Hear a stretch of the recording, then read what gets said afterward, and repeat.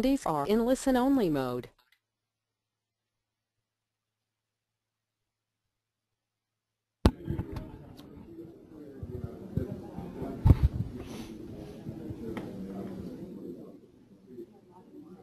So we'll be able to see who's watching it. We can. You can't. All right, you guys. We're going to get going with this packed-out crowd here we have in the IDL. It sounds like our webinar audience took advantage of our live streaming for the first time for our Sustainable Energy and Sustainable Homes series. My name is Charlie Woodruff. I'm the Executive Director of the Green Building Council here, the Idaho chapter. So welcome. Thanks for coming. A few quick things. Of course, we want to start by thanking our sponsors. This event and series can't be possible without the people who sponsor it and support it. This is a kind of a new year for the series, and we want to thank Steven Howe and Josh Bogle, who aren't here. Josh isn't here at the moment, but looks like he might be coming soon. And because they were the founders of this event series, this education series, and now USGBC Idaho is transitioning as the steward of this great education program with their support. So in essence, there are advisors, the board, if you will, or the committee for this education series, and Steven Howe is going to be our presenter tonight, talking about economics of sustainable energy and energy efficiency. So as you can see, we've got a lot of great sponsors on our for our session series. It's an 8-session series, and we'd like to thank Green Remodeling, the title sponsor. Idaho Power is also sponsoring the webinar broadcast of the series, so thanks to them for being able to get it out to folks around the state. I know we definitely have some folks in eastern Idaho and around the valley here, and who knows where else. So anyway, we want to thank these sponsors. We also want to thank the IDL for hosting us here in the lab, and thanks for your patience on not using their door here. We're trying to keep people out of the lab as much as possible, just to keep them in this front entrance here through kind of our hallway. The USGBC Idaho office is right down the hall. So just a couple of quick notes on logistics. We want, instead of, you might be used to using the bathrooms down here, but we're going to stay out of their workspace, and you can go all the way down to the hall, use the bathroom down there. There's an exit right out here in case of emergency. Just go out this door and right out to the left. And then all the way at the end of the hall here, past where you came in the front doors, you can go to the bathroom there. And we will have at least one bio break. So we have some great presenters tonight to kick off the series. And like I said, Steven Howe is going to be giving us the nuts and bolts about looking at the cost-benefit analysis of various pieces of green home construction and renewable energy.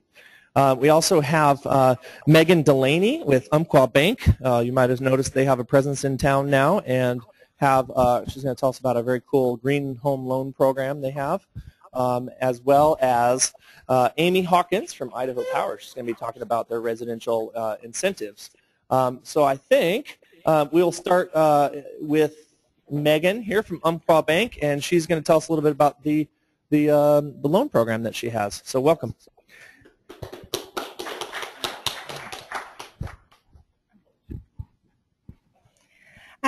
My name is Meghan Delaney. I'm from Umpqua Bank. At Umpqua, we're all about investing in our local communities and finding meaningful ways to foster sustainability. And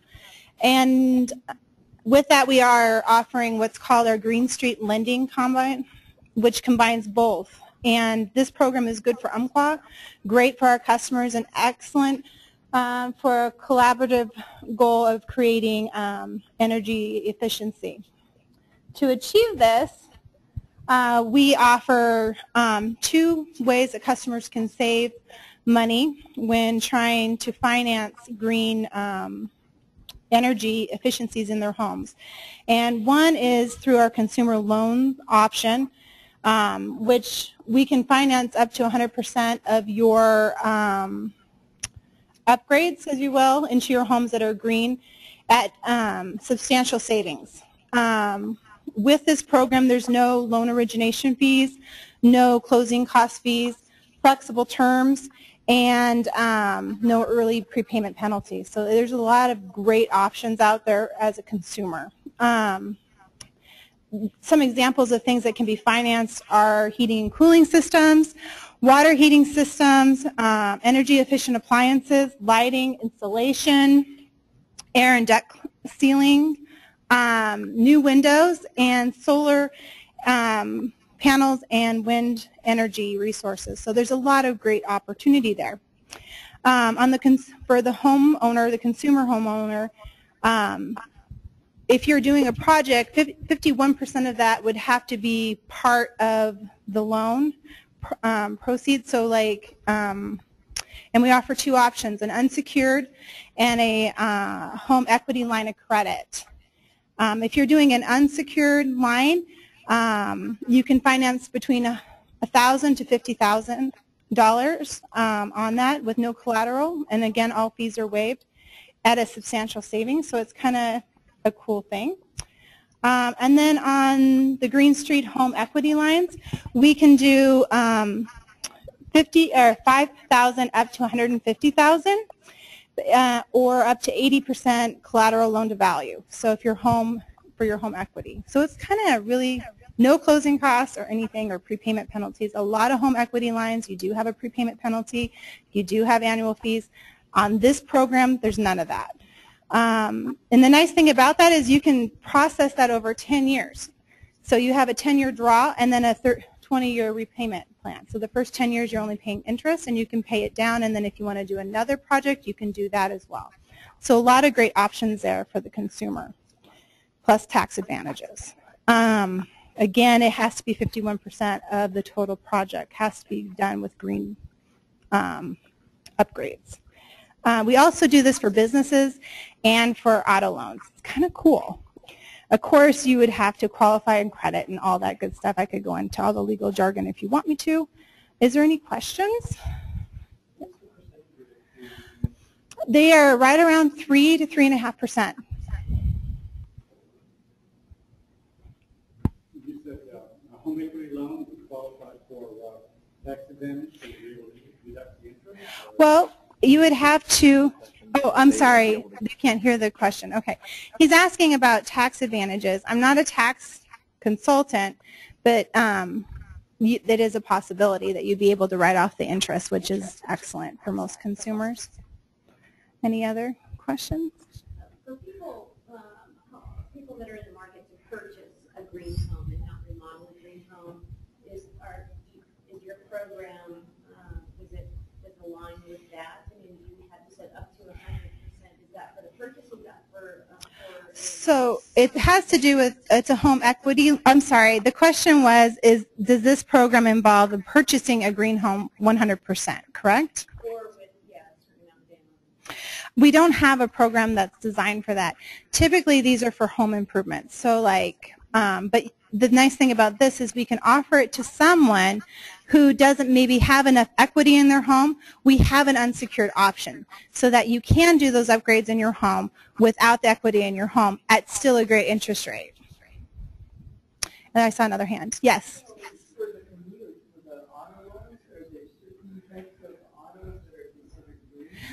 Yes, the question was on the auto loans, if there was a certain type of car that is required. Typically, yes, there is. So like a hybrid or,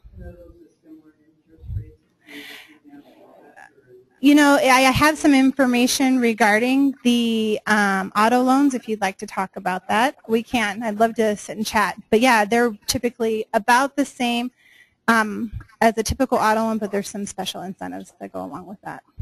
Yeah, that's a great question. Thanks. Any other questions regarding lending? Great. Well, thank you for inviting me.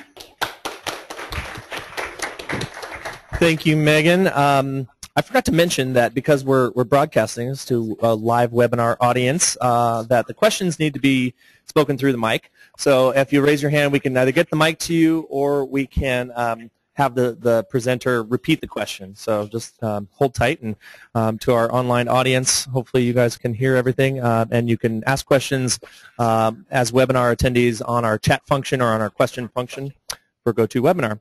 So next we are going to have Amy Hawkins with Idaho Power come up and tell us about their incentive programs. Thank you. So yes, I just want to say thank you so much for having us here. It's always a great opportunity for Idaho Power to get in front of their customers to encourage conservation and to talk about the programs that we offer. So we'll just get started. We have very limited time. So I'm just going to talk briefly about why we offer the programs, go through a list of the residential programs that we have, and if you want detail for each of the programs, I did bring a brochure. So feel free to grab one of those. I also have some cards that you can grab with my contact information on it, and feel free to give me a call anytime. So. Oh, nope, you're okay.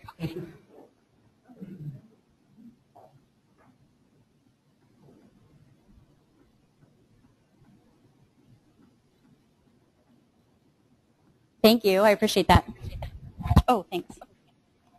So again, my name is Amy Hawkins, and I am with Idaho Power Company. My role is customer representative, and I have two main functions of my job, and it is to customer relations for both residential and commercial customers, and then also energy efficiency is the other facet of it. And we really try to encourage conservation and help promote the energy efficiency programs.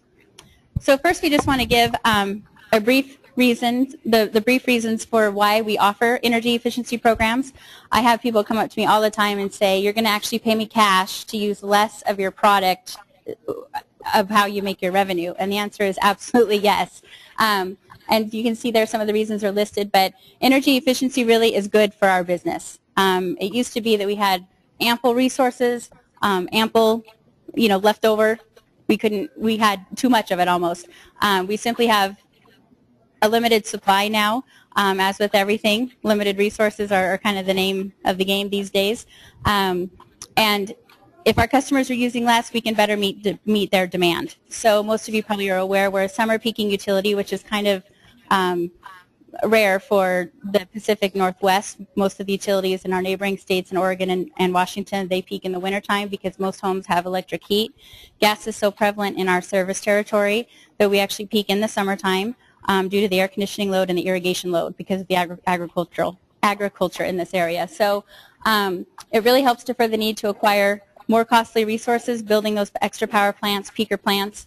And as you know, when our business costs increase, we pass those costs on to our ratepayers. So it really is a win-win if our customers are using less. It helps our bottom line and it helps our customers keep their power bills lower.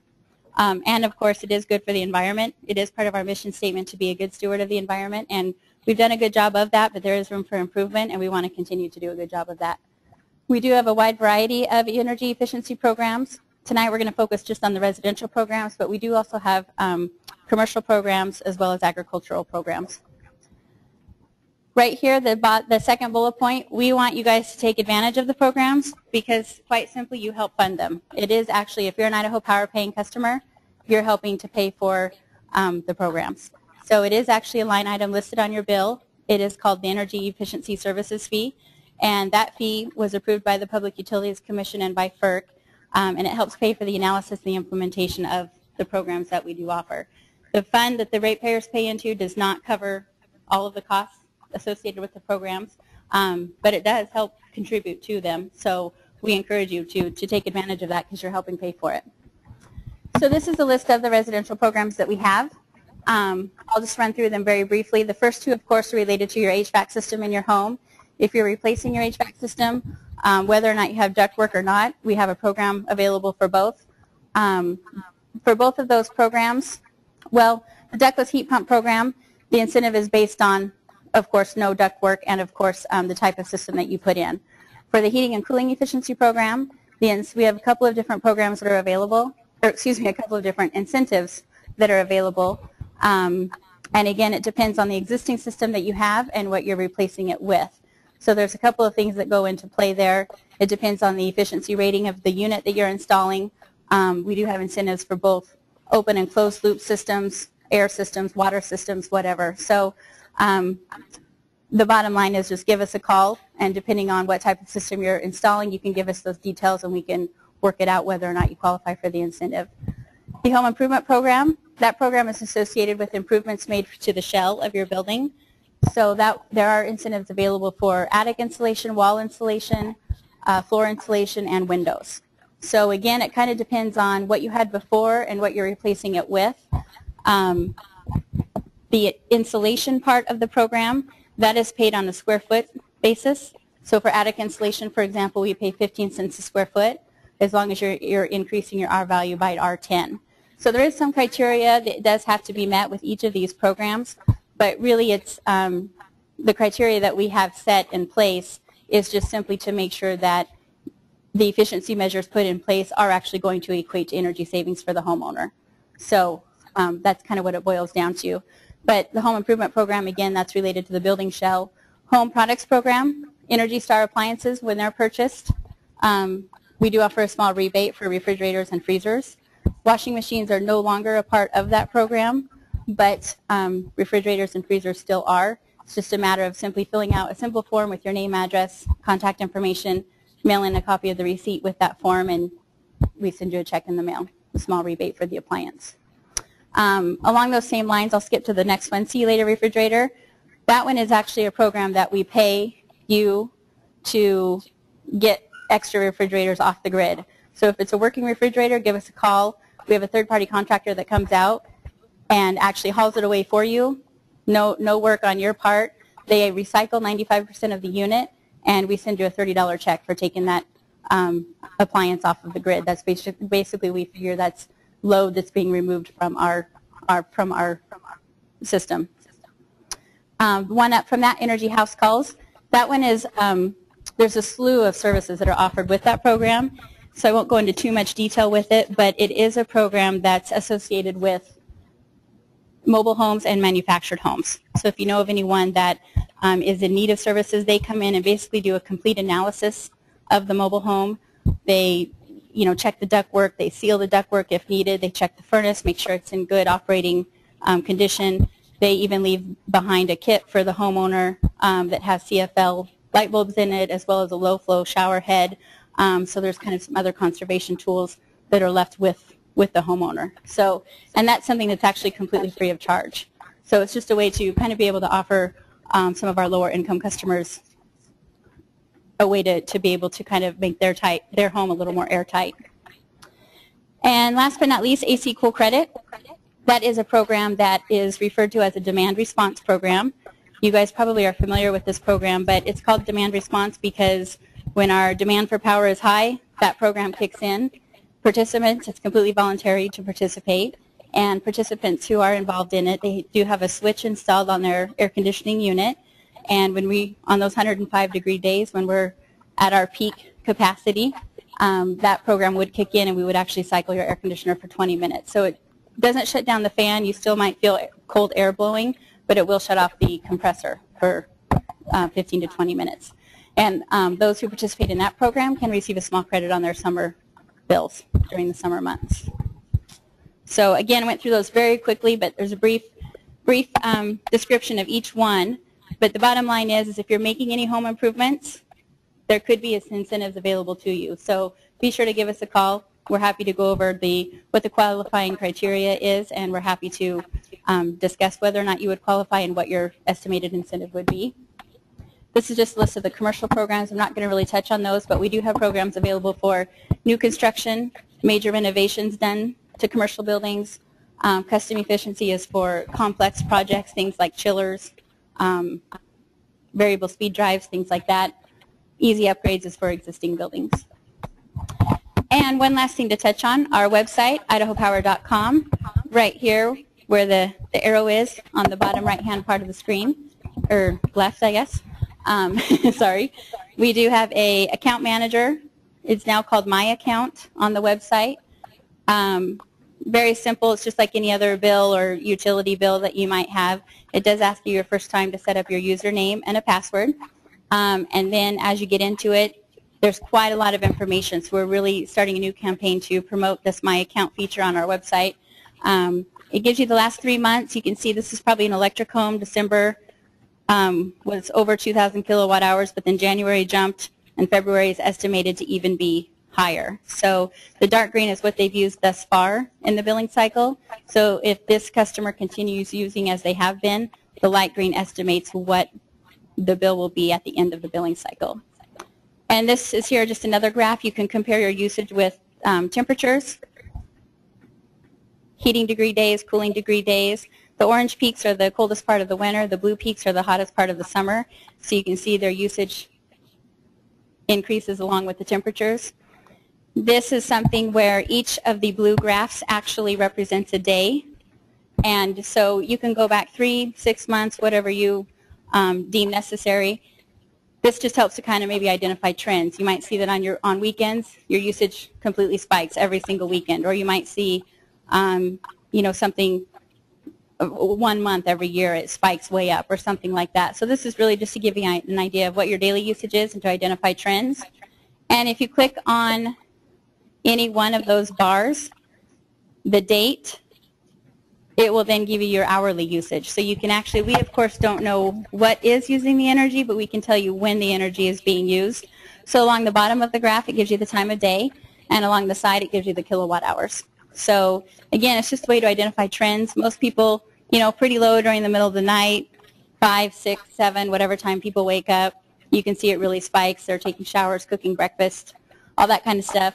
Might go back down if both people in the home work, and everything's shut off during the day, and then you might see it spike back up as they come home for the evening. Each home is different. This just helps identify behaviors and helps to know when during the day you're using the most energy, and you can identify then, okay, what's going on in my home during this part of the day.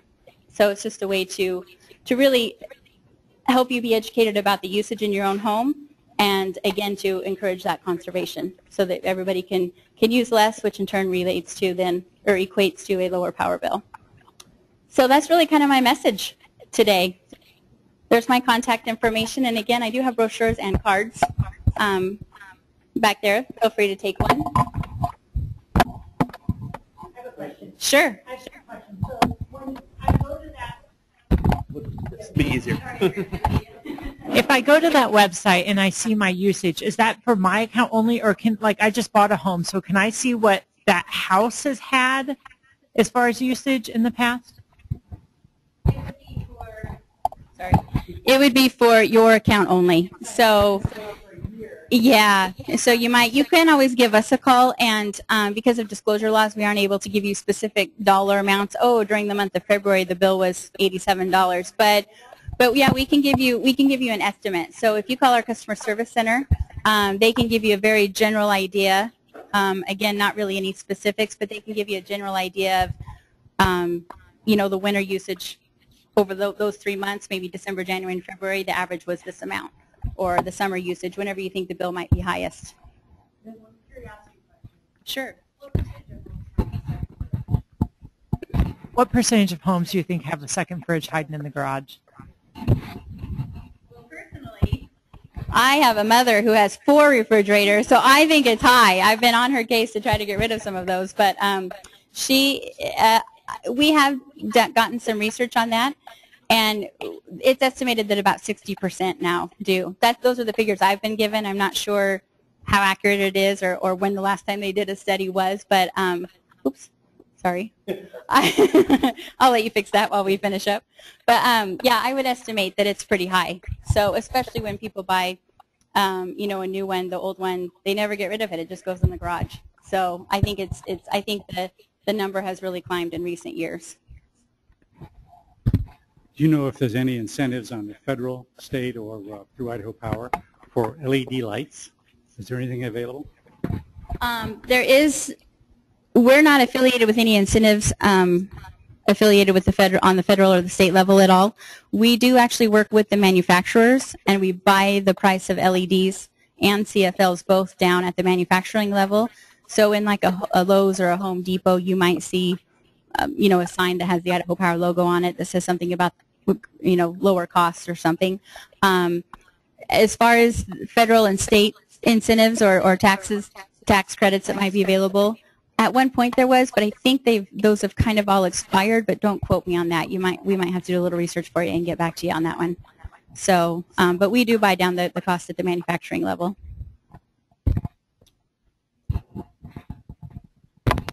For a while, the AC Cool Credit Program was turned off, I understand. Is it fully back on again? Yes. Okay. And the other question is, do you get those graphs and data over the entire system or over in just some areas?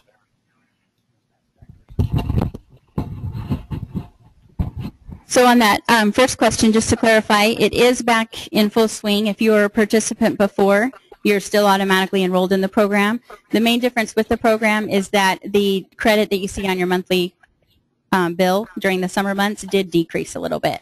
And that's mainly because we estimate there to be fewer events throughout the summer.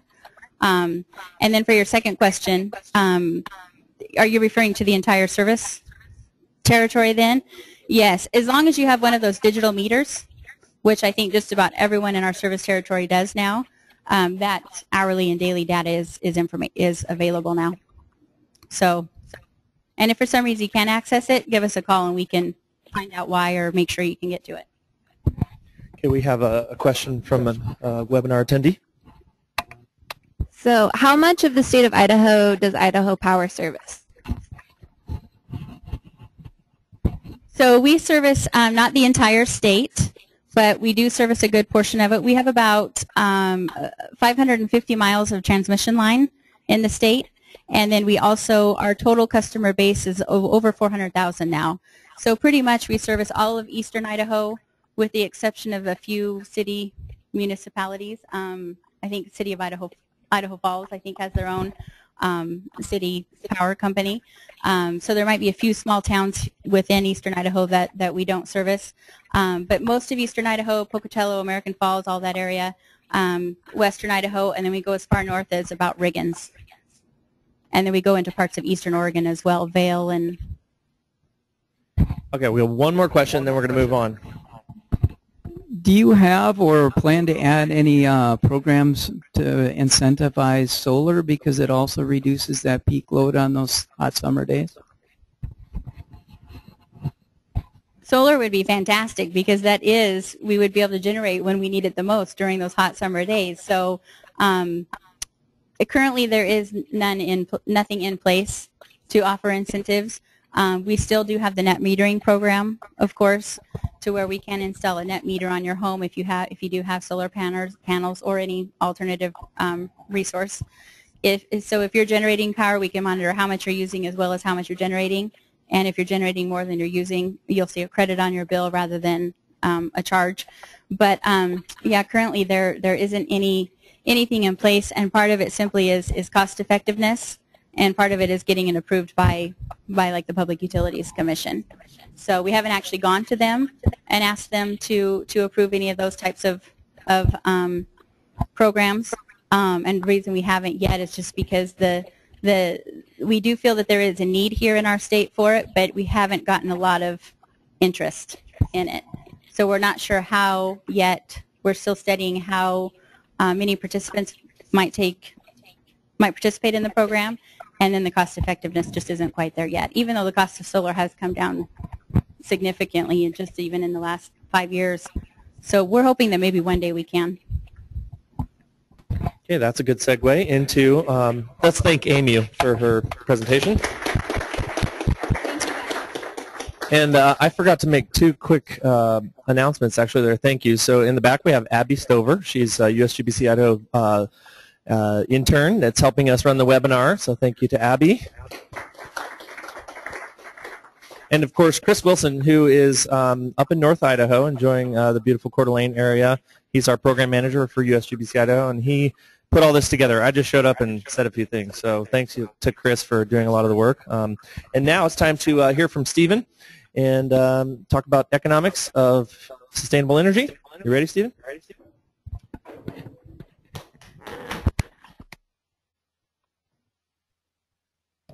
And is it okay here? Yeah. Stand this way. Right here. After the camera will be able to catch you then. Okay. So, you got a slide for me? Yep. Well, you just got to click through the next one. There you go. Oh, so this is the economics of sustainable energy. And so this first slide is what we don't want. This is oil and water mixing. This picture is taken from the BP oil spill. And so it's a very good example of environmental damage that's done in the pursuit of energy generation. So it's sort of an open question. Can you generate energy without some sort of environmental damage? Is that possible to do?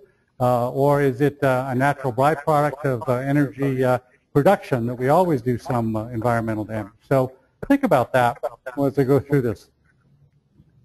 Sustainable energy is really energy conservation plus renewable energy. And sometimes the line between those two blurs. Sometimes what it looks like renewable energy actually turns out to be conservation and vice versa. And when we go through, I'll discuss that a little bit more.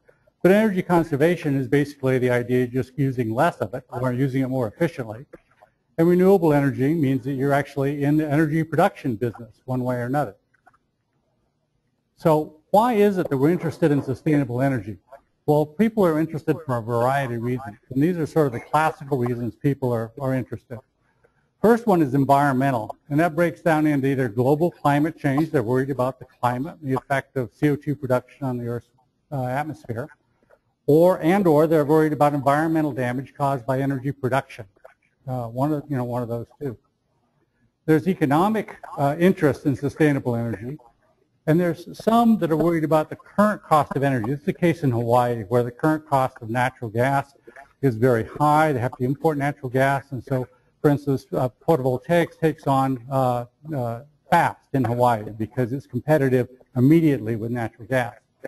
There's a future cost of energy, so there's uncertainty about what energy will cost in the future. So as people plan for the future, particularly if they're building homes, they've got to consider what the future cost of energy is going to be. There's national security considerations. There's the need to avoid natural resources conflict. We see this all around the world where various countries compete with one another over natural resources, whether it's gas or oil or water, but natural resource conflict is continuing. Energy dependence and its influence on foreign policy. You see that today with Ukraine and Germany, where the natural gas that Germany uses is being supplied by Russia, and the pipeline goes to Ukraine, so the geopolitical situation is complicated and involved with an energy independence. If Germany was independent of foreign natural gas, it would be in a much better position. And you see Germany taking an active role in subsidizing and promoting photovoltaics, even though its climate is not necessarily conducive to PV. It's kind of like Oregon, but very active role in creating demand and utilizing and incorporating photovoltaics. And then there's the whole idea of energy self-sufficiency. And you only have to ask a country that doesn't have much energy like Japan what energy self-sufficiency means. There's philosophical reasons. There's this idea of local versus centralized energy production. Does it make any difference to you whether or not your energy comes from afar or whether or not you're actually producing it yourself locally?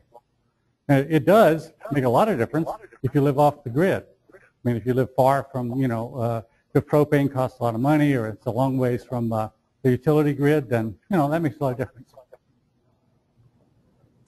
And then there's the transition to the green economy. So there's sort of a general belief that this sustainability will translate into economic activity, and this economic activity would be good for the nation. So those are kind of the general reasons. Let me ask the audience, why are you interested in sustainable? Are there other things? Do any of these resonate with you? What is your feedback on that?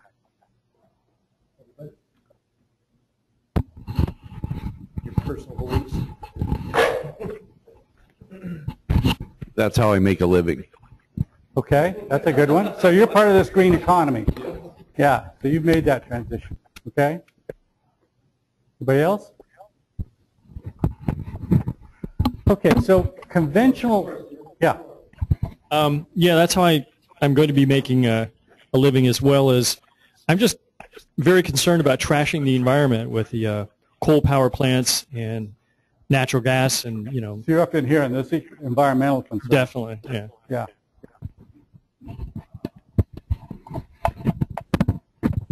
Okay, so conventional home energy economics runs like this. First cost of residential energy use is considered first. So most people consider what their furnace costs, what their hot water heater costs, what their air conditioner costs, the refrigerator, the washer, their dryer. It's really only a secondary concern what their energy cost of using that over the product's life is. So most people consider first cost. First year running costs of the natural gas or the electricity. So that's sort of the next step is I say, okay, well, what's it going to cost me in a year to run it? Okay? So if they consider energy at all, then they consider what's it going to cost for a year. And they kind of look at that compared to the sticker price. Okay? They might consider the cost of capital when it's borrowed. How much am I going to have to borrow to get this? They might, if they're more sophisticated, look at the opportunity cost of capital. Could you invest this money someplace else for a greater return? And they probably could consider the maintenance cost and the repair costs and that sort of thing. But the cost of the energy over the product's life is often not considered. So what's not considered is the future cost of energy. What is it going to cost to run or to use this device over the lifetime of its useful life? So that gets into this idea of the life cycle cost of energy. And that depends upon how long the thing lasts. For a house, that house could be there 100 years.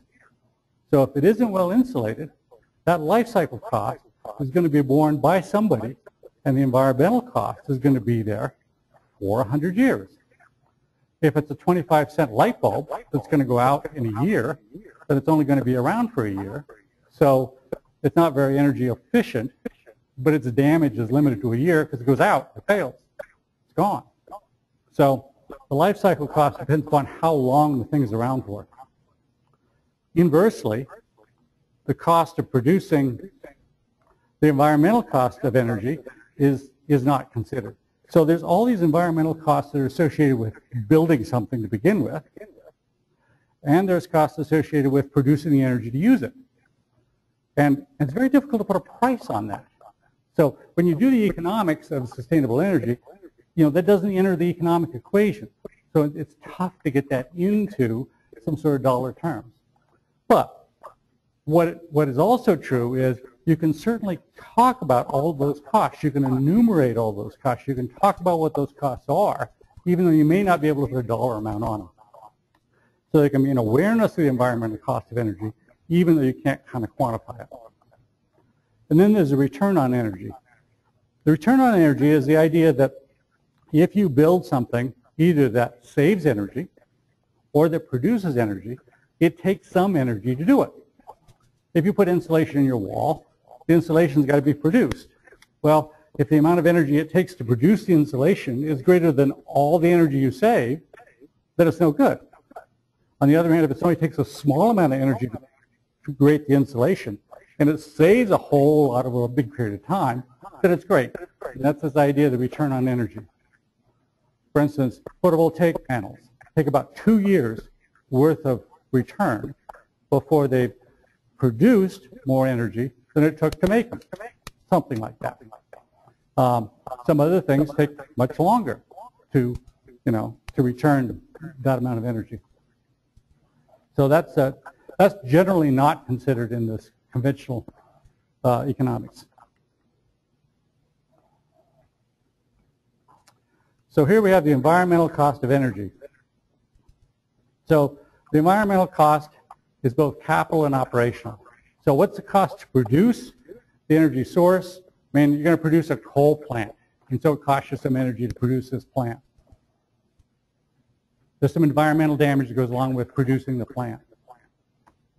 Then you're going to use coal. So there's environmental damage associated with the use of the coal.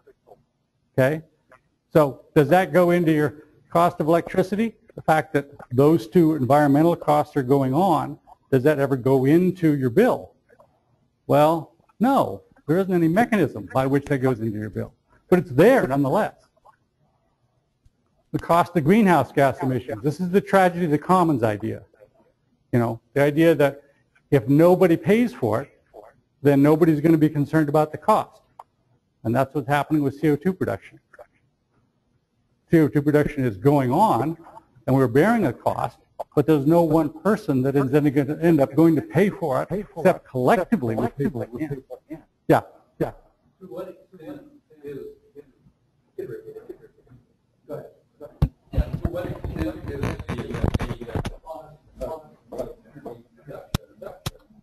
the bill after all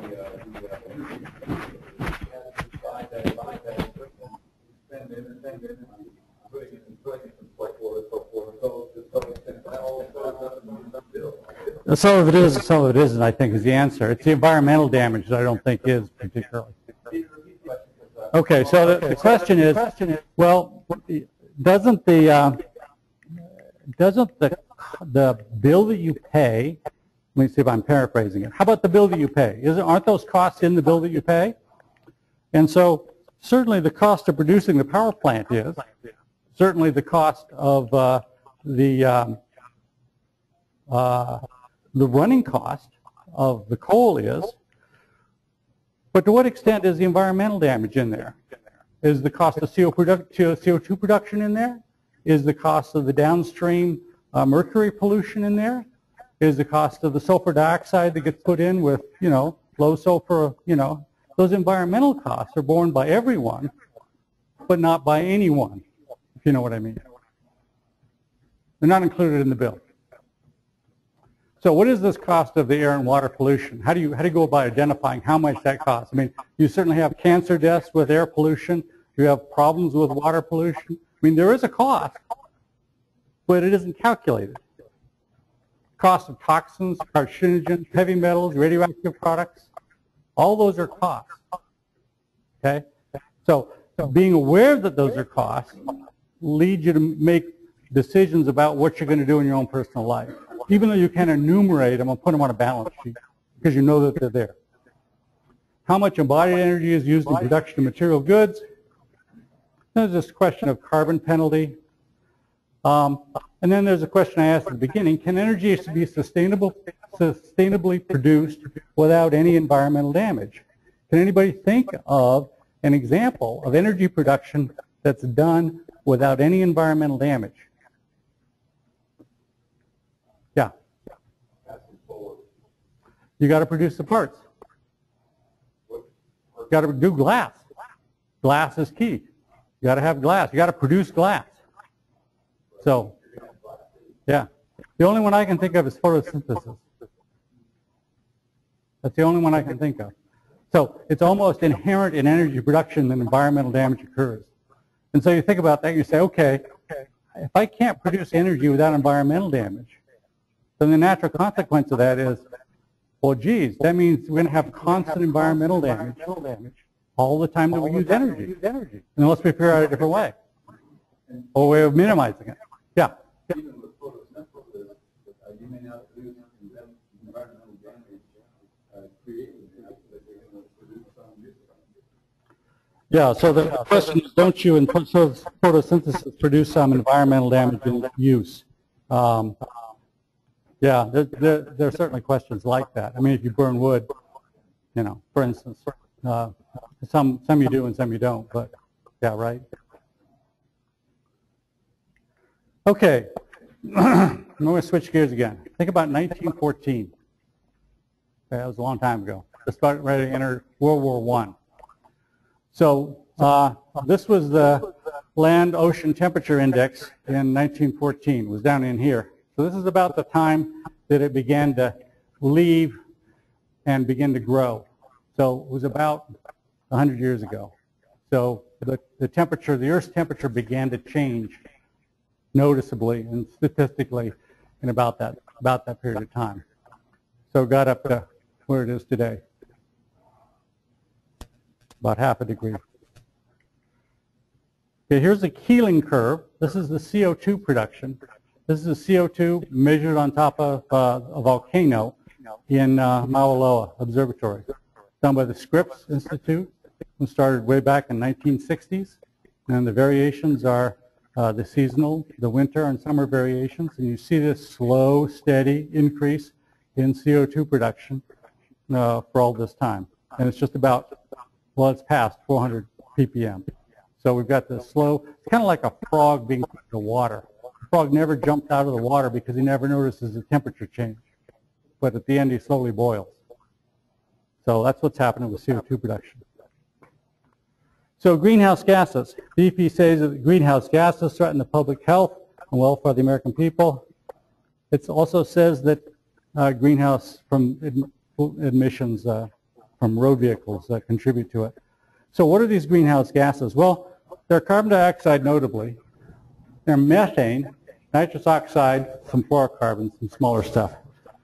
But U.S. production of greenhouse gases is now decreasing for the last couple of years. So that's kind of a hopeful sign. Not so hopeful sign is this Gallup poll that was in 2009, and for the first time, the public opinion changed. In 2009, it said protection of the environment should be given a priority, even at the risk of curbing economic growth. Or, alternative statement, which one do you like better? Economic growth has priority even if the environment suffers to some extent. Well, in 2009, the economic growth, this one, passed this one. Before that, it was this one. Once the recession hit, people began to have hard times. This one took over. Okay, so here's a little bit more hopeful sign. This is emissions of carbon dioxide. And you see it's peaked and it's coming down. Yeah, the emissions, and these are carbon dioxide equivalents. It turns out that you've got carbon dioxide and you can convert the greenhouse gas, the global warming potential of methane to equivalent amounts of carbon dioxide. You can do similarly with these other gases. So, the main game in climate change is how much CO2 is produced, and you can account for the methane and these other effects by converting those into the equivalent amount of CO2. And you can see in the U.S. that it's peaked and it's beginning to drop. Now, it isn't dropping worldwide, but it is dropping in the U.S., and it's primarily, or one major factor, is better gasoline mileage. So there's actually less CO2 production because of the implementation of the mileage standards. There's also a switch from coal to natural gas that's going on. It's also helping. So 2114, 100 years from now, these are the projections from the IPCC, International Panel on Climate Change, and you can see that they're predicting various drastic scenarios on how much warmer the Earth's going to get. So these may be familiar. This is kind of like if you stop now and didn't produce any more than we've got now. That was the year 2000. And the red line is if you do nothing and just carry on as usual. I suspect we're more like the red line. Okay, comparison of life cycle emissions. So we have these various ways of generating energy. Okay, this is the generation side now. Okay, here's how much coal produces. Here's how much natural gas produces. Here's biomass, solar, hydro, and so forth. So you see on the production side of it, well, actually these are life cycle. So this may include the facility itself. I don't know that, whether or not that's only the production or whether that's the whole thing. But anyway, you can see, oh yeah, natural gas, that looks a lot better than coal in terms of its CO2 production. I'm going to skip that one. So this is the coal life cycle. We've already talked a little bit about the other things that are going on with coal. There's lots of bad stuff with coal. I'm going to skip that one. This tells a story about electrical energy generation, and it shows over a period of time, slowly, the amount of electrical energy production in the U.S. is decreasingly reliant on coal, and it's increasing relying on natural gas. So that should be good. Should be a good thing, except for whatever environmental damage is done by the extraction of natural gas.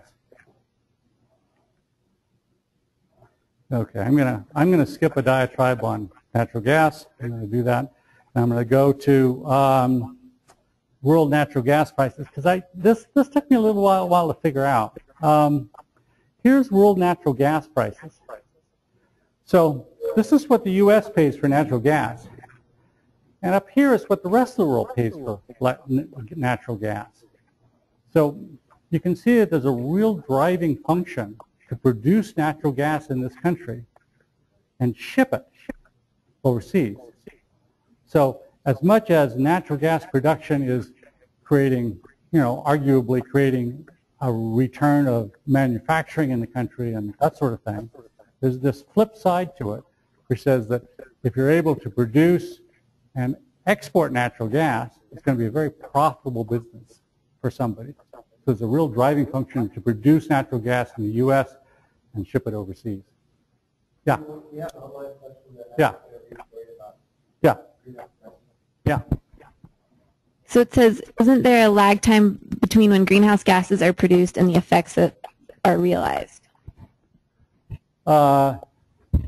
Yes, there is a lag time, and there's a decay time, and that depends upon the chemistry of each one of the gases. So yeah, there's a lag time. Great question. Yeah. How much natural gas that's created here in America is exported percentage-wise? I don't know that, and I think it's a small amount. How much natural gas that's produced in the United States is actually now exported? And I think it's a small fraction because I don't think there's the liquefaction facilities nor the shipping facilities. So I think it's a relatively small amount of gas. Yeah, there's LNG plants. There's half a dozen of them at least facilities in the U.S. But the amount you'd have to sell is small. I mean, the amount is small, I think, in comparison to the total amount of natural gas produced at this time. I believe that's correct. Yeah. That's my diatribe on fracking. So I'm gonna skip that one. I could go into that one, but I'm not gonna do it.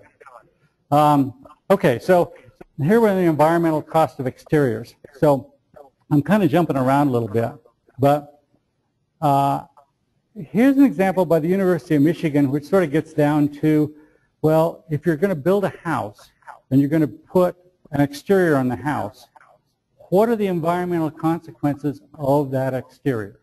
Okay, this is kind of sort of first cut at environmental consequences. So these exteriors are brick, stucco, steel, wood cladding, and vinyl cladding. And so what's the global warming potential of these various ways? What's the embodied energy? So how much energy did it take to produce it? How much solid waste is produced? What's the air pollution associated with it? And what's the water pollution associated with it? So this is an attempt to sort of quantify or to at least look at what the environmental effects of using building materials are. And I thought this was really good. So the source is the Minnesota Sustainable Building Initiative, and that's the sort of information I think is really very nice to have. That's one of the few examples I've seen of real sort of attempt to quantify environmental costs in some way.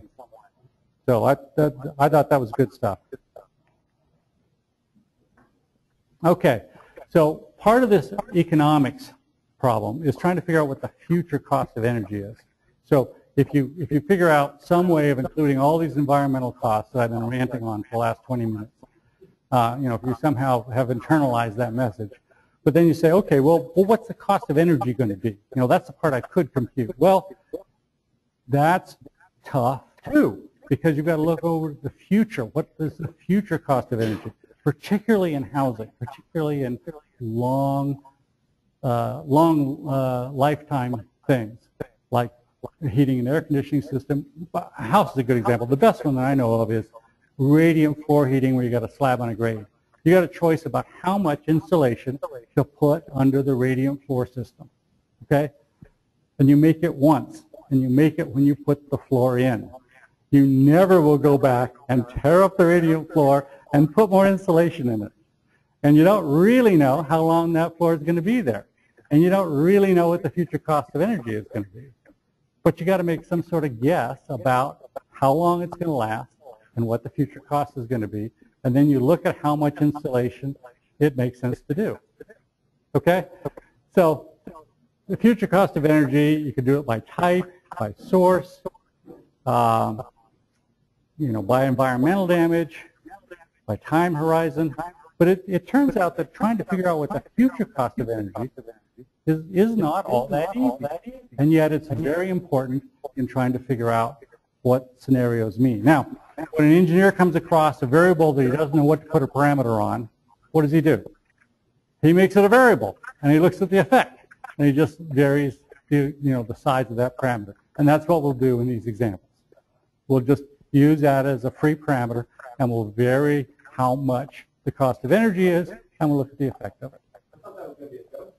No, not a joke.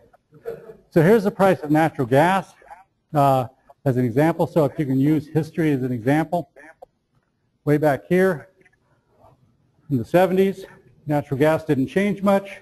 We began to really ramp up to the 80s, 85, and then it stayed pretty flat for a while.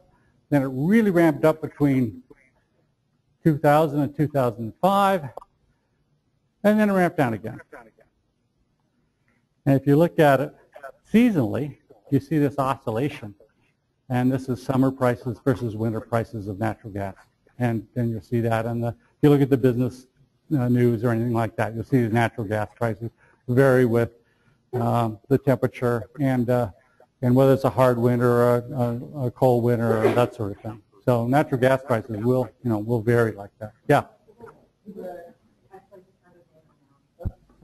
The interesting part about this graph is when you look more to the recent, you notice the swings become greater than in the past. It looks that way, doesn't it? Yeah, it looks like there's bigger swings.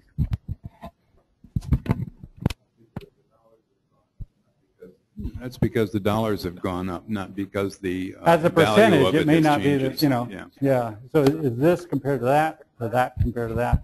Still, even as a percentage, it looks like it's probably bigger. Okay, so this is the break. These are our sponsors. This is a little verbiage on each one of the sponsors. You see that there's two sheets of sponsors, so we'd like to thank the sponsors yet again for this.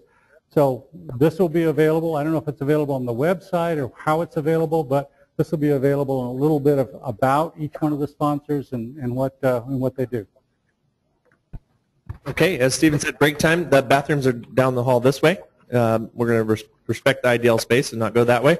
And take this time to ask your questions of the presenter or each other, get to know each other, and we'll be back. For those of you on the webinar, hang tight. We'll be back in about 5 minutes with the next show, Steven Show Part 2.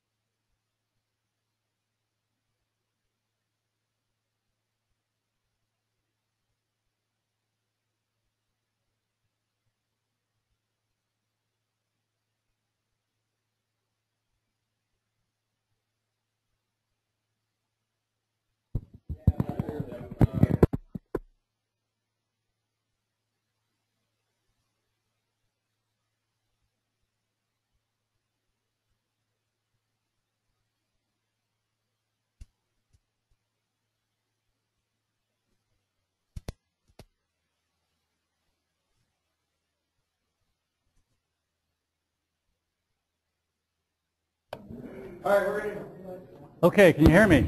We're going to get going again. Yep. Okay, return on investment. So this is how we change gears, and now we're going to try to do return on investment on energy conservation and on renewable energy stuff. So return on investment. So my first question is, what's the return on investment on a dog? On a dog?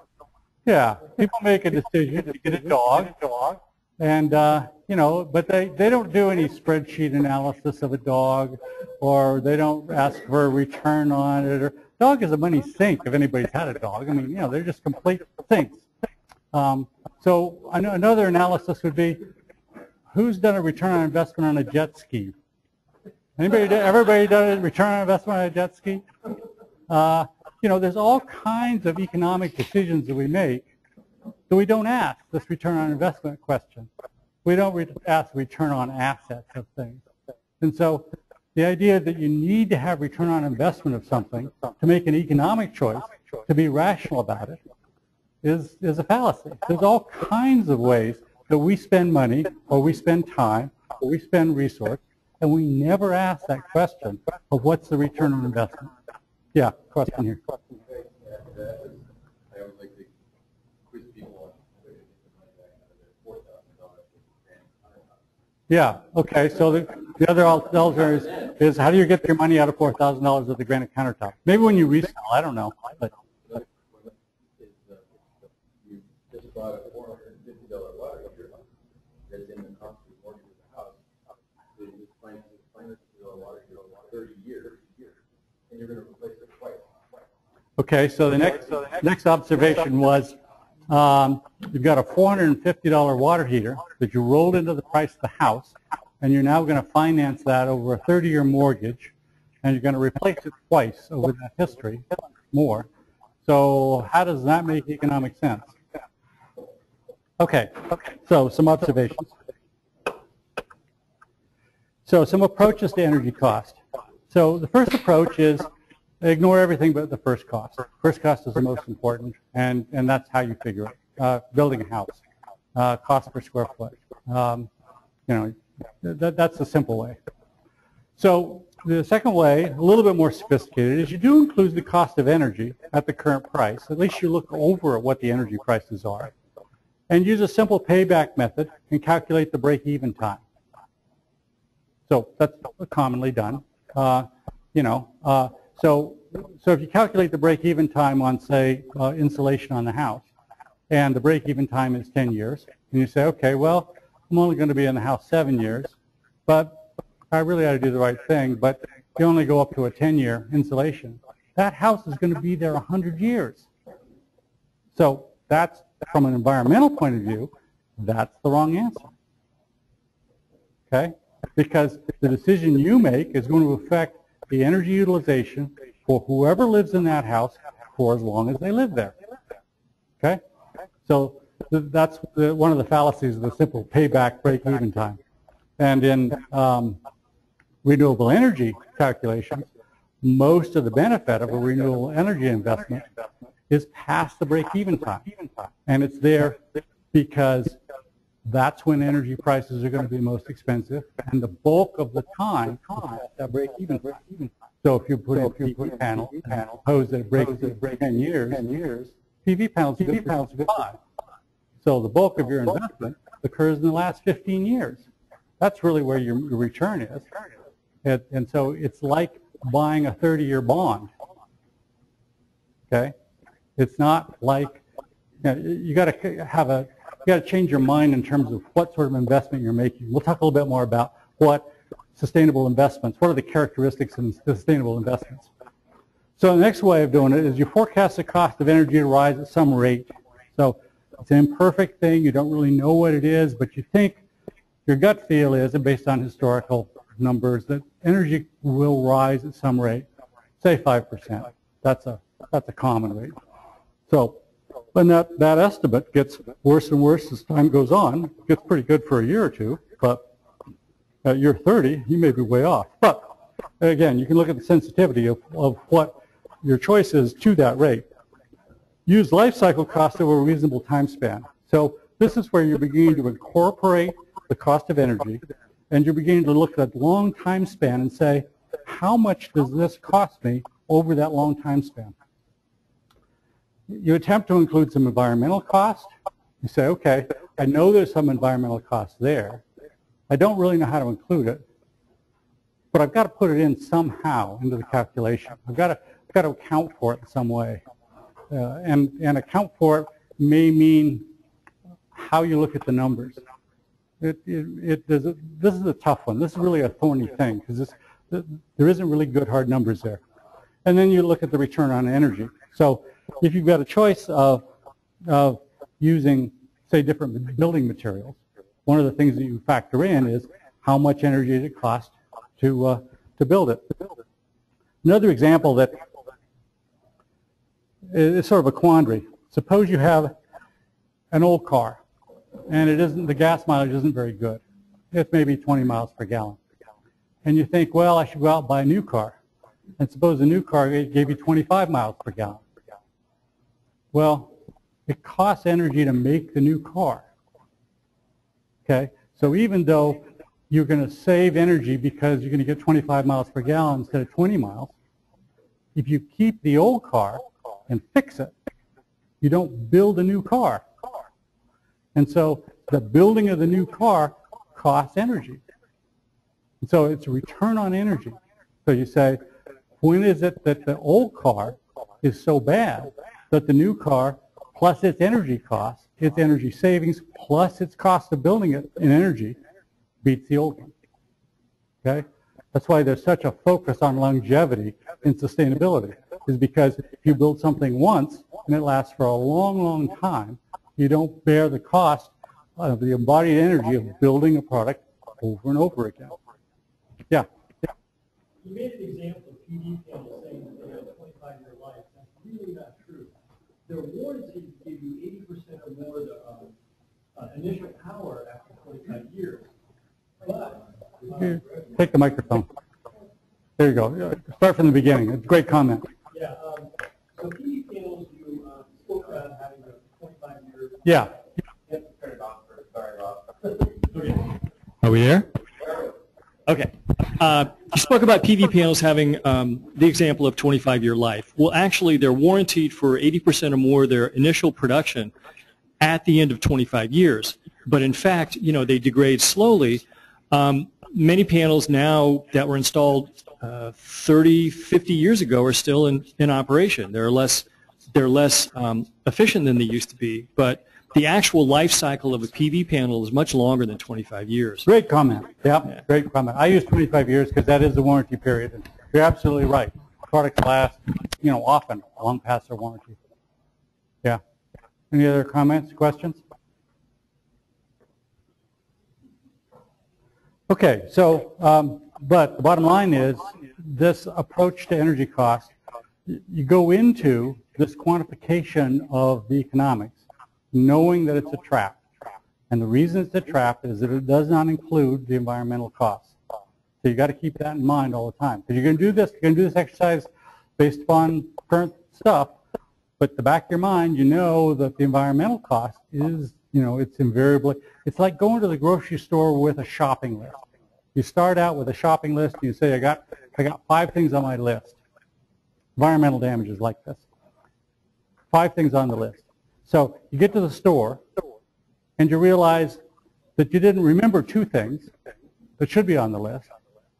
And there's 5 more things that you discover once you're in the store. Well, that's the way environmental damage works. You can identify some environmental damage up front, but when you actually get to do it, when you do the energy production or you do whatever you're going to do, there's all these factors you didn't think about before you did it, and they never get accounted for. That's how environmental damage works in my mind. Okay, so I'm going to run through a few examples, and we're going to talk about this first cost versus running cost. And the first one we're going to do is pick on the light bulb. So this is an incandescent light. So here's an incandescent light bulb. I think can you still get them, or they can't get them anymore? You can still get them. Okay. So this has got 865 lumens, at least the one I was looking at did. Energy consumption is the nominal 60 watt. So there's a 60 watt bulb. First cost is about 25 cents. Okay?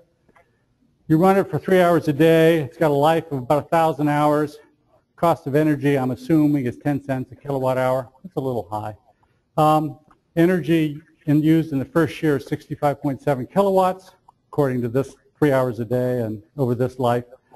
So the average cost of energy is $6.57. So even if in the first year you realize that the cost of the light you want, because that's what you want light, okay?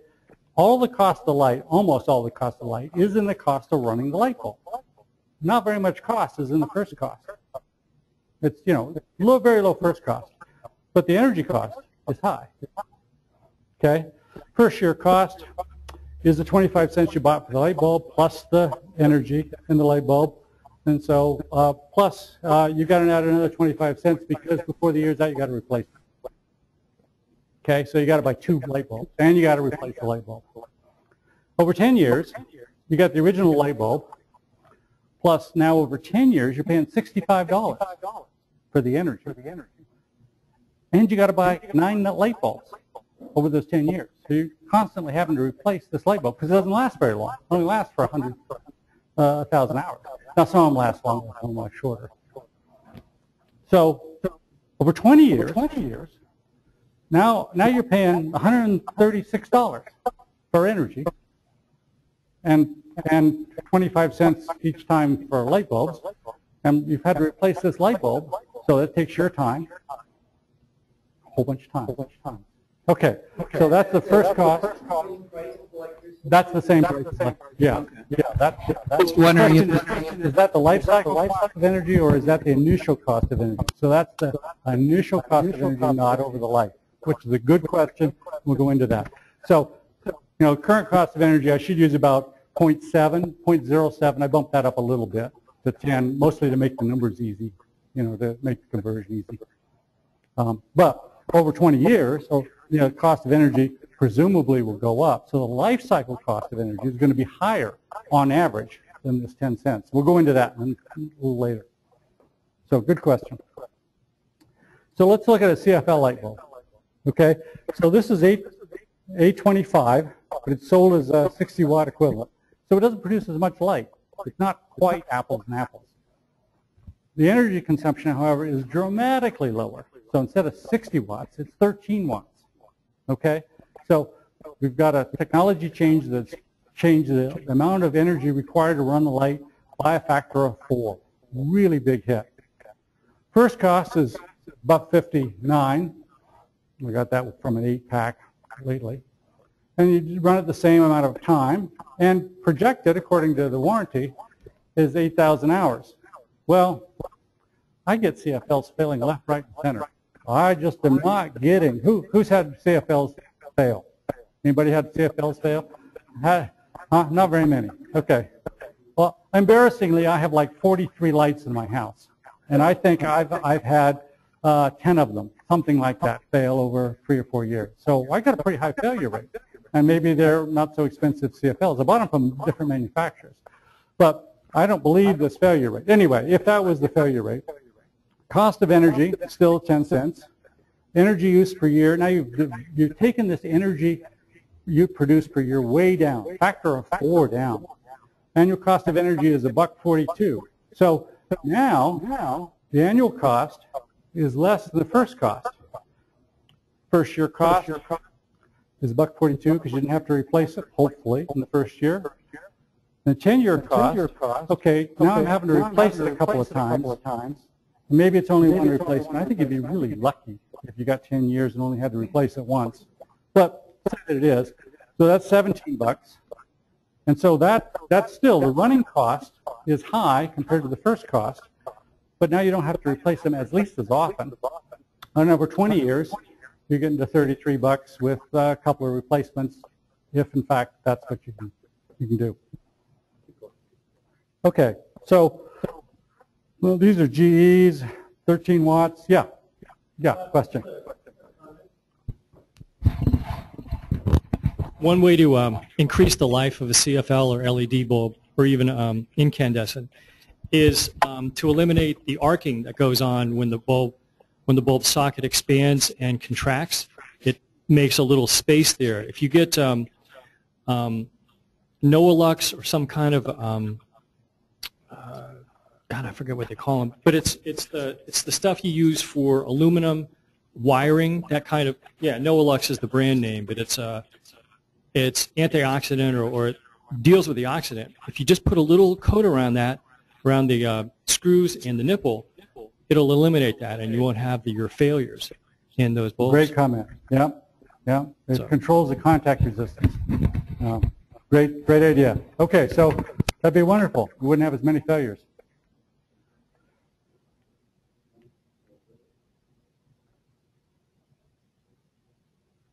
I've lost my. I can't change slides. What have I done wrong? Oh, I turned the power on. How about that? No?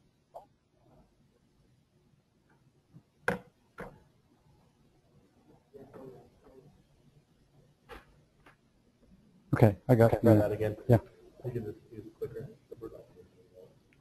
Okay, so now we have an LED light bulb. So again, the lumens are not quite exactly right, so it's a little fewer lumens yet. Now, the energy consumption is down. It's 10.5. It's not dramatic. It's going from 13 to 10.5, but it's still down. First cost is now up quite a bit, 10 bucks. Now, when I first started doing this, they were 40 bucks, okay? And I don't think I was doing this very many years ago. So it's really come down. Same 3 hours a day. The life, they're projecting 20,000 hours or 18 years. It's one of those things you pass down to your kids. You know, here's your LED light, you know. But we'll see. We'll see, you know, if that works or not. So the cost of energy still the same. So the energy uses, you can see that it's down. It's down by about 30%. Annual cost of energy now is less because it's such a high first cost. And the 10-year cost, you're replacing the light only once, and it's $21.50. But you're using less energy, and so, you know, it costs a little more, even the total cost. Now, here's where we get into the question of, well, over 10 years, does energy still cost 10 cents? Or is energy now cost a lot more than that? And so we'll go on in that slide. And then the 20-year cost is now you're replacing it once. But notice that I've got $10 here as the replacement cost, or as the initial cost. 23 bucks is the running cost. And then $2.50 is the next replacement cost. Well, how does that work? Well, the answer is that over 20-year life, those LED bulbs are going to come down dramatically in price. So this next graph astounded me. Okay, this is LED efficiency, increased costs and cost decline. Efficiency is increasing and the cost is going down. This is from the Energy Outlook from the U.S. Energy Information Administration. So this is the efficiency of an incandescent light, also known as a space heater, right here. It should be a heat bulb. Here is the efficiency and the projected improvements in efficiency of a CFL. This is the efficiency curve and the projections of efficiency of LEDs. So you see that LEDs are on this upward slope in terms of getting more and more and more efficient over a period of time. So the people who are doing the technology assessment are saying that their roadmap technology improvements are not these flat lines, but actually improving efficiencies over a long period of time. The other one that's even more astounding is this price history. Here's the first cost of the heater. Here's the first cost of the mercury source. And then this is LEDs. And you can see that they were, screamingly expensive. You see how quickly they're coming down in cost? Volume. They're able to ramp up. They're able to get the economies of scale and technology, the technology improvements. There's a couple of reasons for it. Yeah. On the technical side, the manufacturing of LEDs, is there anything of concern in terms of what they might be putting into the environment that's hazardous? Great question. The question is that, you know, what about the environment? Oh, you've got that. All right. So the answer is I don't know. It's a great question. I just don't know the answer. What is in LEDs? I don't know if it's some sort of gallium arsenide or some sort of terrible stuff in it. I do know that most LEDs are like, I believe they're like photovoltaics, and they're thin film processes. And because they're thin film processes, they don't use material in bulk. Okay? The environmental advantage that a thin film property has, whether it's coatings on glass or photovoltaic panels or LEDs, is that you only use a very thin amount of material. Okay? So you're not using a bulk of material like you would with steel frame or an insulation or something like that, but you're using the material only very thin. So you're doing it at your surface area. So the amount of material you use is actually very small. So even if it's bad material, you just don't use very much of it. Okay. So that illustrates the example of first cost versus variable cost. And it illustrates this example of, well, a couple of things. But with all that, the most efficient way is by turning off the light. That's the quickest and the easiest one. Just go around and turn the lights off. That's the least environmental damage, the lowest cost. It's the best way. So you got all these various options, but just go and turn the lights off. Okay, this is the electrical energy life cycle cost. Okay, so here what you do is you say, what is the cost of electrical energy over a projected lifetime? Okay, so I'm going to use 30 years. I'm going to assume the cost of energy starts at 8 cents, a little over 8 cents right now. I'm going to use an electrical energy inflation rate of 5% a year. I'm going to include some amount of carbon penalty. So this is my first attempt to include some sort of environmental damage. I'm going to assume that over the period of time, there's in fact going to be a carbon tax or a carbon penalty over this 30 years. So there is going to be some sort of carbon penalty. And I'm going to assume it's going to be 20 bucks a ton. I just pulled that number out of the air. Carbon penalty. Okay, so the carbon penalty is going to cost you a penny, a little over a penny, 1.3 cents per kilowatt hour. Life cycle cost, if you take the total amount of energy that you create and divide it by, you take the total amount of dollars you spend and then divide it by the amount of energy that's produced, you get a life cycle cost over this of about 20 cents. So the average cost over that 30 years is 20 cents. So if you're going to make economic decisions over a 30-year lifespan, you shouldn't use this number, which is the current cost of energy. You should use this number, which is what the energy is going to cost you over that period of time, with the proviso that this is the right inflation rate. If this rate is higher, then this number goes higher. This number is lower, then this number goes lower. In fact, this number may vary. But at least this is, you know, this is going to lead to one decision, and this is going to lead to perhaps a very different decision.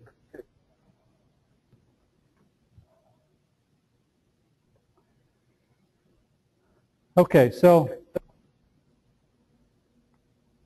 here's the graphic example of that. So this is the cumulative cost of 1 kilowatt per year, 1 kilowatt hour per year. Okay, so if I'm only using a kilowatt hour per year, but I'm using it over 30 years, then the total amount that I'm going to spend is $6, and the total number of years is 30. So I'm going to end up with an average cost of 20 cents per kilowatt hour. Yeah. I have to make a comment on the inflation here. I think you're equating the dollar value that keeps going up with the actual value. And I think the value pretty much stays constant through some of these things. I'm just roughing that out. Yeah, is because comment. We have inflation that the dollar amount goes up. So we've got to think in terms of value, not in terms of digital dollar amount. Yeah, good comment. What I should have clarified here, the assumption here is this is the just the energy inflation, not the overall inflation. So you could do it in constant dollars. I'm assuming at constant dollars that energy inflation is going to occur faster than normal inflation. So I am making that assumption. And I'm saying it's going to be 5%. And that may be too big or too low, but I'm trying not to make the analysis complicated. So I'm saying under constant dollars. Okay. Yeah. Past pages, you were emphasizing the digital dollar value. Right. And here you're bringing it down to power or value. Yeah, okay. Good comment.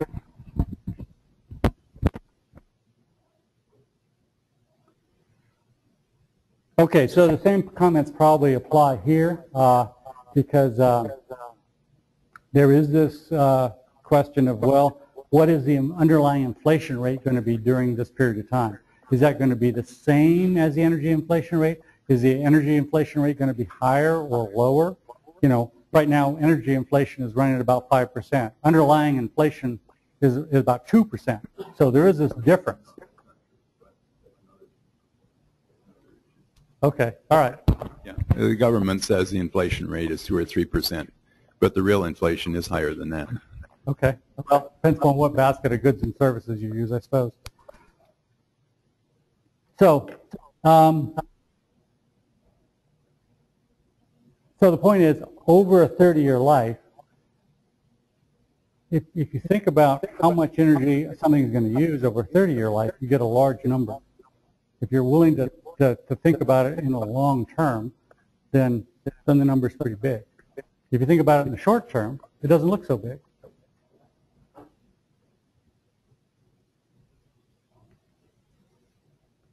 Okay, so here's a graph that shows the cost of information storage. These are hard drive costs. Okay, so hard drives, this is what I was working in at Hewlett-Packard. So you see what the cost of a gigabyte of information costs. You got $100,000 here for a gigabyte. Down that end, you got 10 cents. This is the technology curve. This is what can be done with technology. Now, this is areal density. There is a physical law that's going on here that enables you to do this. And it's being able to pack more and more information in the same amount of space. I mean, that is what enables you to do this. Okay? But nevertheless, you can see that over time, something that used to cost a hell of a lot of money, now it's almost not even worried about thinking about how much it costs. So this is a useful graph to look at other technologies and see how they're doing. A similar, but not identical, curve can be done with photovoltaics. This is module pricing. And instead of time on the bottom, it's cumulative sales. So this is the volume curve. So this is the price per watt per photovoltaic period. And you can see that the dates are there. 1980, 26 bucks a watt. And it's gone down to, on the module basis, about 364. I think it's down less than $1 a watt. And for utility scale, it's well under $1. And you can see that, you know, that this is $1, this is $10, it's $100. So you see what happens both over time and over cumulative sales. Here's another graph of the same information, a little bit more detail. This shows different periods of time. And it shows lately this cost decrease. And it shows it both for module prices, utility system cost, and residential system cost. So you see these curves that are dependent upon volume. And the thing that has driven volume historically were three factors. One, American technology that created photovoltaics. Two, was German economic policy that created the subsidies. The third was Chinese production. So you have these three actors that have come together to create the technology, the economic incentive that drove the volume, and the production know-how that drove the volumes up the volume curve. And so you see we're entering into this era where photovoltaic prices, installed photovoltaic prices are coming down still pretty darn quickly.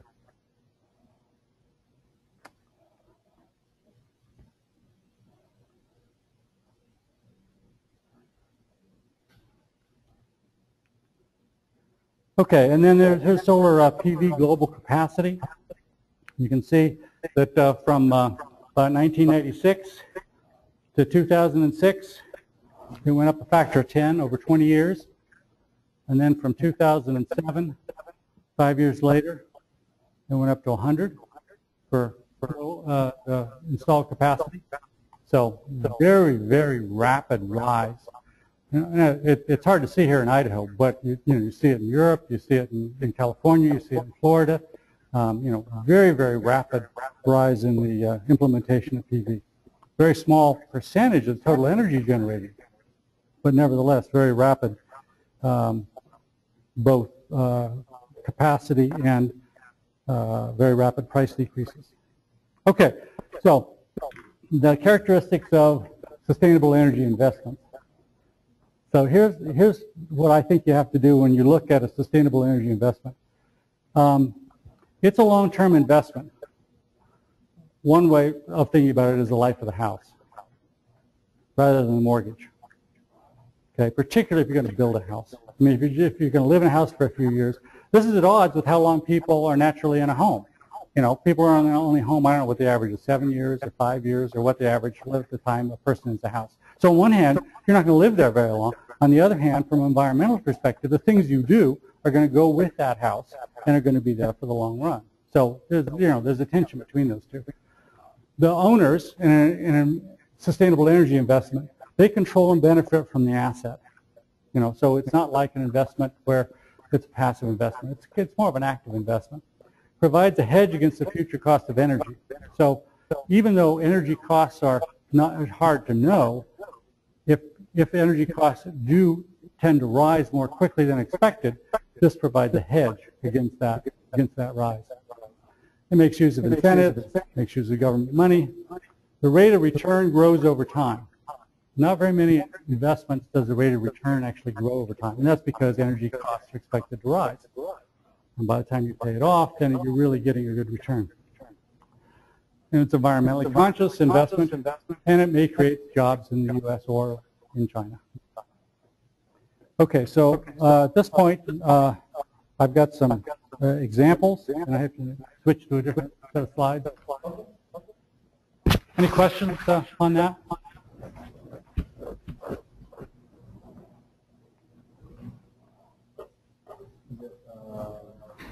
Examples, yeah. Okay. No. I'll just open one. I'll just go one at a time.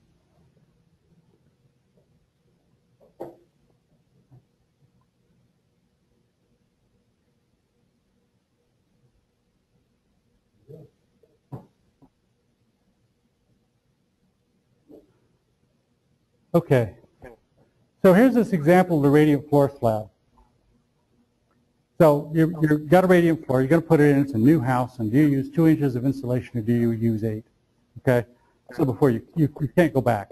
You're not going to go back and dig up the slab and put in the insulation. So the first cost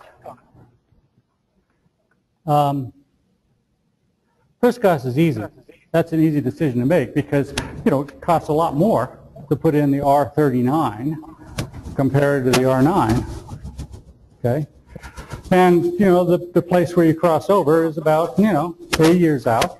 So if you sell your house for 8 years, then, they don't care. But the real benefit occurs out here because both energy prices rise and you paid off the floor slab. And here's the savings. Here's the money you would have spent out here, cumulative dollars. And here's the money that you're going to spend with the better insulation.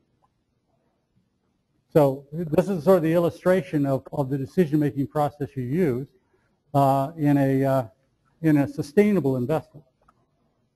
You're thinking about the long term, and you've got a challenge because then as you sell the house, then you've got to turn to your friendly real estate agent and say, help me sell this idea that you have, instead of R2 under my floor slab, I have R8 under the floor slab, and here are my energy bills to prove it. And not only will you benefit this year, but you're going to benefit from there on, because as energy prices rise, you're going to be using, you're going to have less and less loss of energy. Plus, it's environmentally the right thing to do.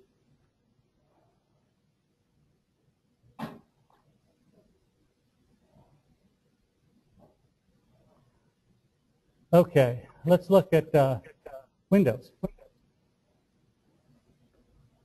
Okay, so this is a choice of 3 different kinds of windows.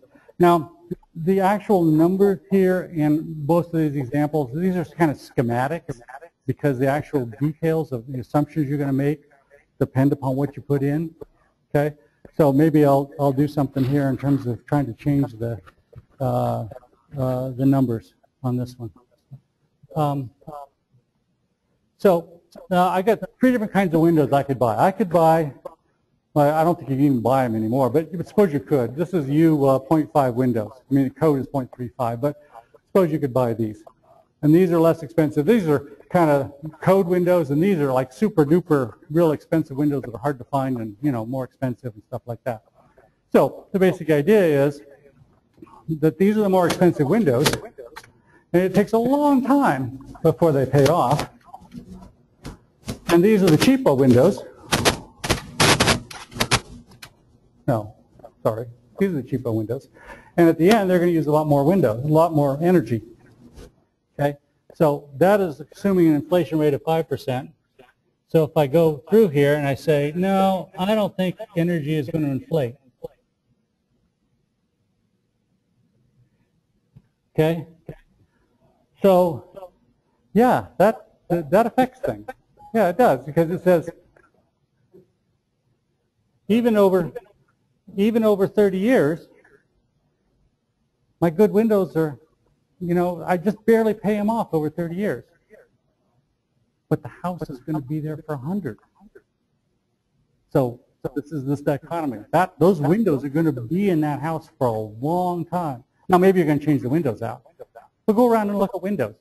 You got windows in North End houses that have been there since the 20s. You got single pane windows in places. So the idea that people are going to go around and retrofit the windows, they're not. Those windows are going to be there forever. I mean, some people will retrofit the windows, but they're going to be there a long time. Okay. So now suppose we go the other way and say, let's say it's 10% per year. Now that'd be pretty extreme. 10% rise in energy costs per year. And here's why I say, because you don't know what energy costs are going to be. You don't really know what the inflation rate on energy is going to be. You have to look at it and say, okay, what we're going to make a different set of decisions depending on what that energy inflation rate is. What's the bottom line?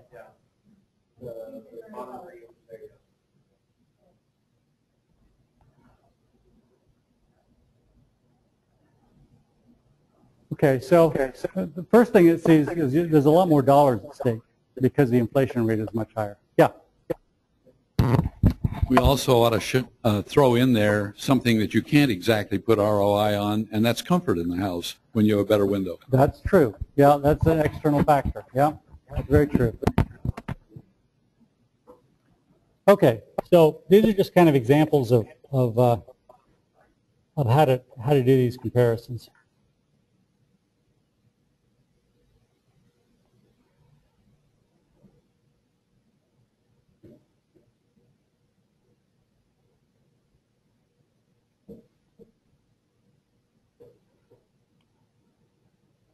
Okay.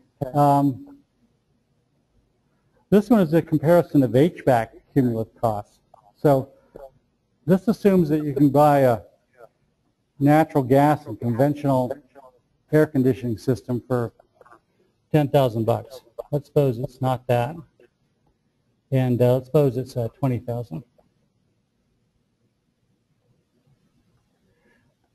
Okay. So with these other assumptions in there, what sort of house it is, what the cooling degree days are, whole bunch of stuff goes in this model. And you could vary any of those, any of those parameters and perhaps get a different answer. But, assuming that these are kind of middle of the road kind of answers, the initial cost, which is here, this is the cost of the furnace. And this is the cumulative cost of all the energy that's spent, the natural gas that you're going to use for that furnace over that period of time. And you can see that the furnace cost is a very small percentage of the total cost. Okay? So if you spend a little bit more on furnace and got a higher performance furnace, can you bring this total cost way down? And so, you got to play with that a little bit with those examples, but it's pretty astounding how much energy cost there is because of this long period of time. And time is the key. I mean, if you only made the decision here in these first 3 years, you'd be looking, your vision wouldn't be very good. But if you look at it over the length of the time of the house, then it's a much different answer. Yeah. The furnace doesn't last 30 years. True. You replace them, what, every 10 years, maybe? Well, I got 120. Did? At least 20. So, yeah, maybe you only look out to 20 then. You still got $100,000 compared to $20,000. And yeah, you could say that the inflation rate is not as high. Suppose it's 0. And the natural gas inflation rate is 0. It's accumulation of years that does it. It's the fact that you're paying year after year after year. That's the big factor.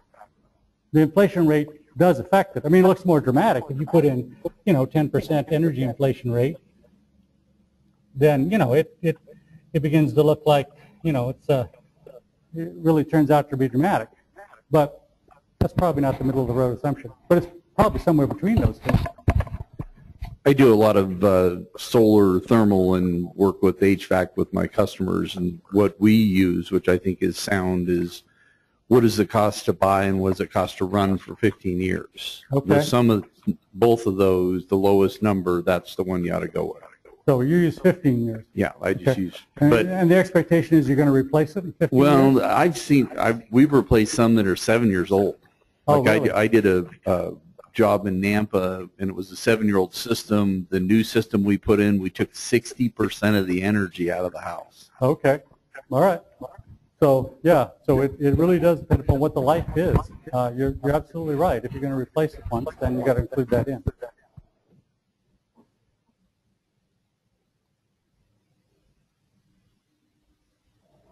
Okay, so we've got one or two more, and then I think we're done. Let's look at PV.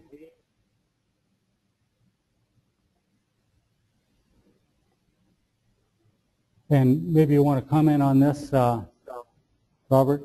Take a look at this.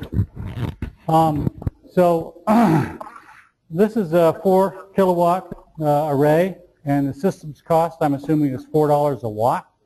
I think that's probably a reasonable cost.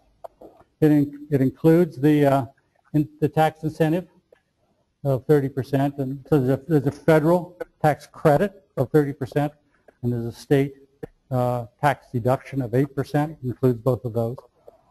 And so initially, you spend a bit more than $10,000.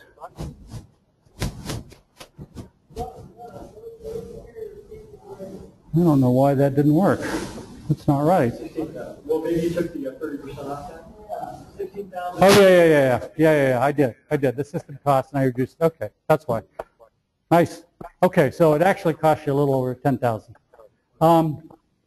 So the federal tax credit, and I took the other tax credit all at once, even though it's over 4 years. So you can see that, break even, you're out here between 10 and 15 years. You're out, pretty far out. But this represents the return on your investment, because now you paid it off and you're not paying that money anymore. So you put the system in, it's paid off. That's actually paid off way back here, probably payback. But you went into a hole to pay it. This is your break even, and then the rest of it, you're making money on it. But you don't make money right away. If you do these environmentally conscious things, it takes you a while before you make money. And so the catch is when you do it on houses, well, how do you then, if you sell the house, how do you then recapture what you've done in terms of your investment, or is it just lost? You know, is there a way of communicating that or identifying that as a value, but then when you resell the house, then you recuperate that value? Yeah. I mean, it's a good selling point to have a net zero system and say to the prospective buyer, well, we have this on the house, but you're not going to pay any energy bills for the whole time you're here. You know, or probably, you know, in 10 years down the line, you might pay a little because of the degradation of the panels. But that's a selling point right there. Yeah, yeah, it is. It is. I read an article in California, homes with solar sell for 20% more, 20% quicker. We don't have enough install here in Idaho to have a good sample, but I believe your house is going to sell for more if you have solar. You know, what amount more, I don't know. Yeah, Charlie, would you like to comment on the Banner Bank building and what the experience there was? Do you know that story? About the retail? Yeah, that one. That's what I'm thinking. Yeah, so Gary Christensen has a great presentation he gives on the total value of a green building. It's a little different than what we're looking at in terms of solar panels or you know, windows or whatever the return on investment, but essentially is a lot of reduced operating costs, you know, lower turnover rates, a little bit higher, you know, demand for that kind of product, of different kinds of things. But I can't get into the details. But Gary does have a pretty cool presentation that actually the folks at the lab here helped him put together. We are very close to wrapping up. I want to give you guys a chance to fill out an evaluation and also entertain some more questions. And then I have a few wrap-up comments before we get out of here. And I don't know if we've probably lost some of our webinar people, but Steven, why don't you wrap it up, or any final thoughts, and then we can entertain some questions, and I'll pass out the evaluation sheets, and then I can wrap up with a few comments. Okay. I'm looking for the file. Just the general, the example file, or the admin file. You're looking for your folder. Yeah, but not that admin. There you go. There you go. No, admin one? No, the admin one. Okay, and down. This one? PowerPoint? No, it's one of those. I think it's this one. I think it's that one here. I just want to preview the coming classes. While you did that, I'm going to tap on the evaluation forms. So please, leave your name if you want to, or you don't have to. Fill them out, and helps us gather your thoughts, sessions. Yeah, I'll pass that.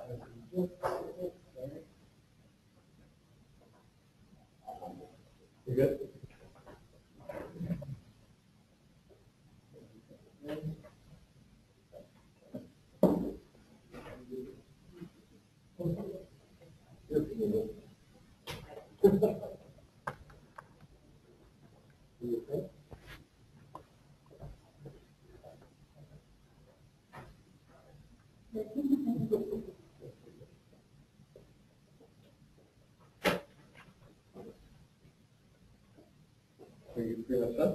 I am done. I just wanted to show what the upcoming seminars were going to be. Yep, I'm done. All right, let's give Steve a round of applause. Thank you, Steve. These sessions, thank you to everyone for attending, by the way. Thanks to our sponsors. These sessions are meant to be interactive, a classroom learning session. Obviously, there's a lot of people in the room. We can learn from each other. So hopefully you guys will come back, develop relationships, exchange business cards, work on projects together, look at examples in the real world. All of this stuff leads to things that happen in Idaho, which is a good thing. So as Steve mentioned, we've got classes coming up. We've got posters, our website. You can share the links. If you think that the series might be interesting to people, share it with your Facebook network, send it out your email. We will have the recordings of the webinar on our website, so usgbcidaho.org. That's a new thing we're doing, is to try to broadcast these around the state. Obviously, it's a 2-hour session, so we might not keep your attention wrapped the entire time at home, but hopefully it was valuable for those of you who are online, and give us your feedback. We'll be sending the evaluation form to you, those of you who joined us through the webinar. And other than that, I just want to thank you guys for coming. And again, keep the conversation going. Give us your feedback, and hope to see you again the next month. And please let us know if you have any questions. Feel free to hang out. We got a little bit of time to enjoy some beverages, have some conversations, and as we clean up. Thanks.